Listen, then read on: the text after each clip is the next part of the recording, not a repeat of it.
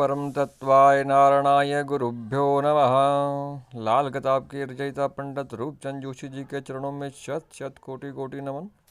नमस्कार दोस्तों, मैं मनु शर्मा अमृतसर से आपका एक बार फिर स्वागत करता हूं आपके अपने YouTube channel red book lover में दोस्तों। और दोस्तों, आज हम चर्चा करने वाले हैं राहु देव के ऊपर और उनकी खास निशानियों के ऊपर कि जब राहु देव 1 से लेकर 12 घरों में बैठे होते हैं तो उनकी क्या क्या निशानियां होंगी। तो आज मैं वो आपको बताने वाला हूं, देने वाला हूं और इसके ऊपर आज हम चर्चा करेंगे। तो आइए दोस्तों, शुरू करते हैं राहु देव की निशानियों के ऊपर कि जब राहु देव भाव नंबर 1 में विराजमान हो तो वो क्या मतलब उसकी निशानियां होंगी। तो शुरू करते हैं दोस्तों पहले भाव नंबर 1। तो भाव नंबर 1 में राहु के समय ऐसे जातक के घर का जो मुख्य दरवाज़ा होगा, मेन गेट होगा, उसमें से जो है आवाज़ आती होगी या वो आवाज़ करता होगा।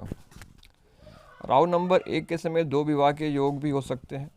कभी एक स्थान पर टिककर काम नहीं करने वाला होगा और बहुत अधिक या बेकार की बातें बोलने वाला होगा। ऐसा आदमी का पिता जिद्दी स्वभाव या अकड़ वाला या घमंडी होता है, किसी की बात नहीं मानता, टॉयलेट का दरवाज़ा हमेशा खुला रहेगा या ऐसा जातक खुला छोड़कर आएगा। घर के सामने खाली प्लाट, खाली जगह या बंद मकान हो सकता है। घर के सामने वाले घर में कोई लावल्द बिना औलाद के लोग रहते होंगे या फिर कोई ऐसा लड़का या लड़की जिसकी शादी ना हुई हो।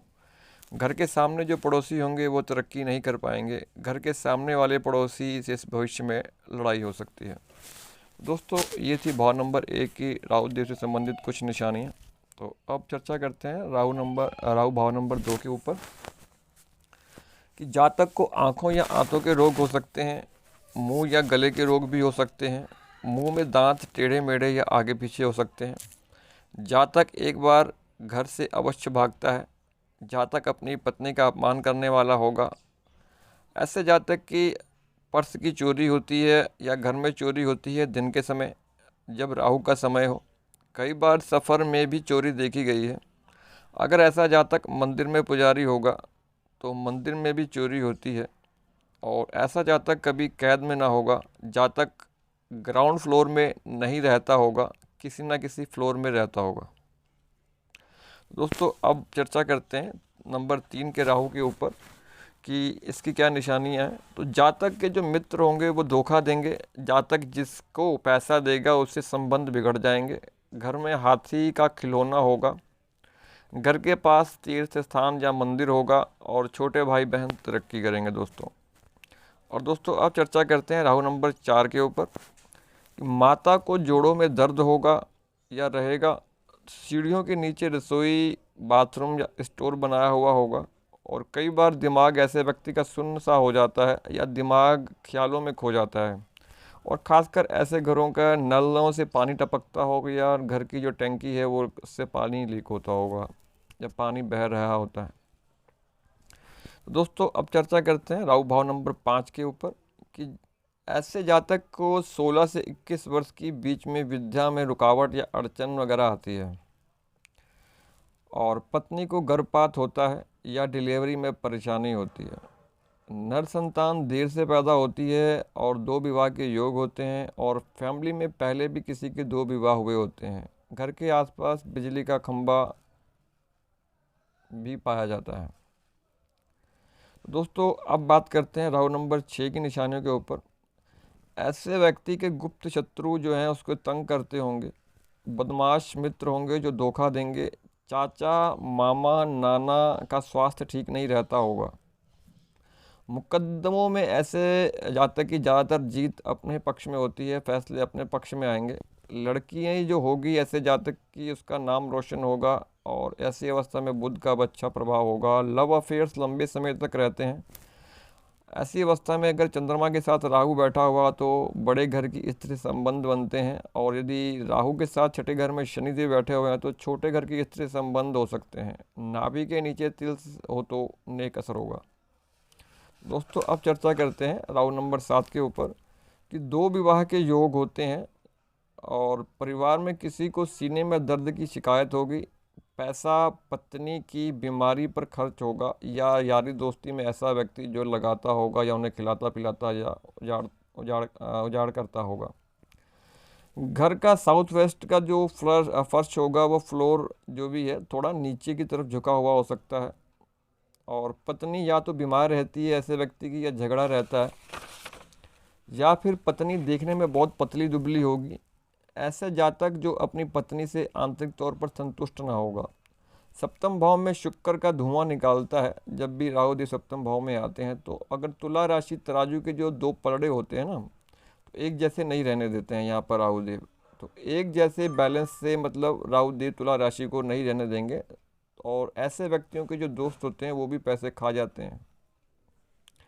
तो ये थी दोस्तों राहु नंबर 7 की प्रेडिक्शन। और अब बात करते हैं राहु नंबर 8 के प्रेडिक्शन के ऊपर निशानियों के बारे में, कि ऐसे जातक को जज के सामने अपने जीवन काल में हम पेश होना पड़ता है। ऐसे जातक के पैर में चोट लगेगी ही लगेगी। पानी की टंकी या नल लीक करते रहते हैं। ससुराल वालों से नहीं बनती है। लड़की की कुंडली में राहु अष्टम भाव में जल्दी से विवाह भी नहीं होने देता। ऐसे लड़की ससुराल में एडजस्ट होने में बहुत समय लगता है। ज़्यादातर लड़की की कुंडली में सेपरेशन देखी गई है। घर के अंदर एंटर करते ही स्टेप डाउन होता होगा, या अगर नीचे जाता होगा या फर्श नीचा होगा। तो ऐसे में जो है भाव नंबर 8 के राहु के बहुत ही अशुभ प्रभाव जीवन में देखने में आते हैं। और ऐसे घरों में अचानक से कोई बहुत बड़े इंसिडेंट्स या दुर्घटनाएं वगैरह देखने में आती हैं दोस्तों। अब बात करते हैं दोस्तों भाव नंबर राहु 9 के बारे में, कि जब भाव नंबर 9 में राहु देव विराजमान होंगे तो वो क्या अपना शुभ और अशुभ प्रभाव दिखाएंगे। दोस्तों सबसे पहले यहाँ पर भाव नंबर 9 में राहु के समय जो विवाह होते हैं वो देर से होते हैं। क्योंकि जब भी भाव नंबर 9 में राहु देव विराजमान होते हैं तो हर काम में डिले होता है, देरी होती है, भाग्य को कमज़ोर करते हैं। तो सबसे पहली शर्त यहाँ पे है कि विवाह देर से होता है, पत्नी का गर्भपात या फिर यूट्रस निकलवाना पड़ता है। ये प्रेडिक्शन भी है और निशानियाँ भी हैं। ससुराल से संबंध खराब रहते हैं और हर कार्य में देरी होती है या कार्य देरी से होते हैं। फैमिली में भी किसी न किसी की दो शादी हुई होती हैं। ज़्यादातर पड़ोसी जो है ऐसे जातक के उजड़े बर्बाद ही होते हैं। घर के पास कोई रंडवा या विधवा स्त्री रहती होगी। घर में आंगन नहीं होता है। दोस्तों ये थी राहु नंबर 9 की प्रेडिक्शन। अब बात करते हैं राहु नंबर 10 के बारे में। घर देर से आने की आदत होगी या घर में मन नहीं लगेगा। जातक शराबी, मांसाहारी और सट्टेबाज होगा। घर में खोटे सिक्के या फॉरेन करेंसी पड़ी हुई होगी। तो दोस्तों ये थी राहु नंबर 10 की प्रेडिक्शन। अब बात करते हैं राहु नंबर 11 के बारे में, कि मोबाइल ऐसे व्यक्तियों को ज़्यादातर ख़राब हो जाते हैं या स्क्रीन गार्ड टूटा हुआ मिलेगा। जातक मतलब फरस्त होगा या फरेबी होगा, झूठा होगा और फिजूल खर्चों करने वाला या फिजूल खर्चों से परेशान होगा और दूसरों को शो ऑफ करने वाला होगा। राहु नंबर 11 को गुरु घंटाल भी कहा जाता है। दोस्तों अब चर्चा करते हैं राहु नंबर 12 की निशानियों के ऊपर प्रेडिक्शन के बारे में, कि रातों की नींद हराम होगी। बार बार अस्पताल या कोर्ट कचहरियों के चक्कर लगाने पड़ सकते हैं, या घर में धार्मिक पुस्तकें पड़ी होंगी जिनको कोई पढ़ता ना होगा। तो ये कुछ निशानियां हैं या प्रेडिक्शंस हैं राहु 1 से लेकर 12 भावों की दोस्तों, जो मैंने आपको बताई हैं। आशा करता हूँ, उम्मीद करता हूँ कि आपको ये जानकारी पसंद आएगी और आप जो है इसी तरह से मेरे चैनल को प्यार और सब्सक्राइब करते रहेंगे। तो मिलते हैं अगले वीडियो में। तब तक के लिए दोस्तों जय श्री राम।